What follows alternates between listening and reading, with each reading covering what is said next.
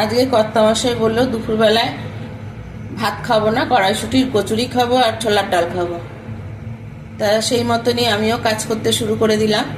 তা প্রথমে তো ছোলার ডালটা দেখো, এই যে এইদিকে প্রেসারে আমি সিদ্ধ করে নিয়েছি, আর কড়াইতে আমি তেল দিয়ে দিয়েছি। এবার গোটা জিরে ফোড়ন দেবো, গোটা জিরে, তার সাথে 3টে কাঁচা লঙ্কা, আর আমি এই ডালের মধ্যেও কাঁচা লঙ্কা দিয়ে দিয়েছি সিদ্ধ। আর ছোলা ডালে দেব আলু, আমি আলু দিই না কিন্তু আজকে একটু আলু দেবো, এই জন্য আলুটাকে দেখো ছোট ছোট করে ভালোভাবে ভেজে নিয়েছি।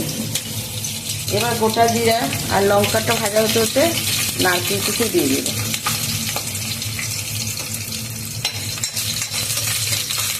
নারকেলটা ভাজা হোক। আদা তেলে দিলে বড্ড ছিটে আসে, এর জন্য আমি কি করেছি, একটু জলের মধ্যে আদাটাকে গুলে দিয়েছি। হলুদ দিয়ে দিয়েছি। এবার স্বাদ মতন নুনটা দিয়ে দেবো। আমি কিন্তু ডাল সিদ্ধতে নুন হলুদ কিছুই দিইনি। এবার এখানে 1 চামচ জিরে ধনে আছে, এটাও দিয়ে দিলাম। এবার এটা ভালোভাবে কষানো হয়ে গেলে এর মধ্যে ডালটা দেবো। তার আগে আমি এর মধ্যে হিংটা দিয়ে দেবো।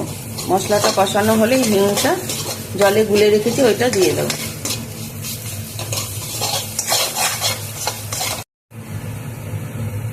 এখানে আমি হিং দেখো গুলে রেখেছি, এখানে অনেকটাই আছে।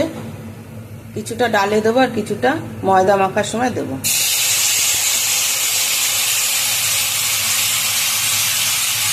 এখনো দেখো রয়েছে, এর মধ্যে আবার জল দিয়ে দেবো, ময়দা মাখা এটা দিয়ে দেবো।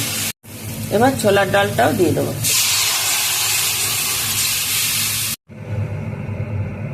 এবার ছোলার ডালের মধ্যে আমি মিষ্টিটা দিয়ে দেবো। ছোলার ডাল একটু মিষ্টি মিষ্টি ভালো লাগে, এই জন্য একটু মিষ্টিটা দিয়ে দিলাম বেশি।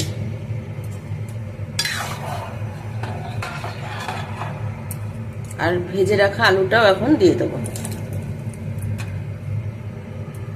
যেহেতু এর মধ্যে হিং দিয়েছি, এই জন্য এর মধ্যে আমি ঘি দেবো না, খালি অল্প একটু গরম মশলা দেবো। তৈরি হয়ে গেল আমার নিরামিষ ছোলার ডাল। আর এবার দেখো একদম অল্প, এই ছোটো চামচটা, এই চামচেরও হাফ চামচেরও কম একটু গরম মশলা দিয়ে দিলাম। এবার ঢাকা দিয়ে রেখে দেবো। বেশ কয়েকদিন ধরেই বলছিল কর্তামশাই একটু কড়াইশুটির কচুরি করার কথা, কিন্তু কি বলতো সে সময় দুজনেই অসুস্থ ছিলাম, সেই হিসাবে করে উঠতে পারিনি। তো এখন যখন দুজনেই একটু সুস্থ হয়েছি, তাই বললাম চলো আজকে তোমার পছন্দসই মেনুই করে দিচ্ছি। দুপুরেই লাঞ্চে আমি তাই তোমাকে বানিয়ে দিচ্ছি, চলো।